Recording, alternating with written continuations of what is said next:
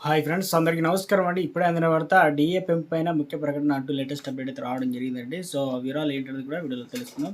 వీడియోని చివరి వరకు చూడండి, అర్థమవుతుంది. మొదటిసారి ఛానల్ వస్తే తప్పకుండా సబ్స్క్రైబ్ చేసుకొని చూస్తున్నారు కానీ లైక్ చేయడం మర్చిపోతున్నారు అనమాట. వెంటనే లైక్ చేయండి. ఇక వివరాలకైతే వెళ్ళిపోదామండి మనం.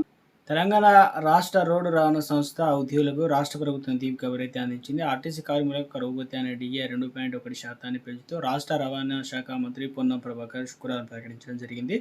తాజా పెంపుతో ఇప్పటివరకు 50.7% ఉన్న డీఏను ఇప్పుడు 52.8%కి చేరిందనమాట. ఏప్రిల్ జీతంతో పాటు బకాయిలనమాట. ఇక పెరిగిన ఈ డీఏ జనవరి 1, 2026 నుంచి అమల్లోకి వస్తుందని చెప్పేసి మంత్రి స్పష్టం చేశారు.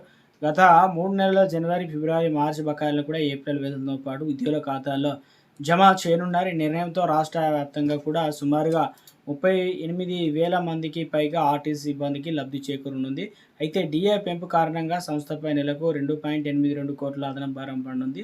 పెండింగ్ డీఏలన్నీ కూడా క్లియర్ అనమాట. గత ప్రభుత్వ హయాంలో పెండింగ్లో ఉన్నటువంటి డీఏలన్నింటినీ కూడా తమ ప్రభుత్వం వరుసగా విడుదల చేసిందని మంత్రి పొన్నం ప్రభాకర్ అయితే తెలిపారు. తాజా పెంపుదల ఉద్యోగులకు చెల్లించాల్సిన డీఏ బకాయిలన్నీ కూడా పూర్తయ్యాయన్నారు.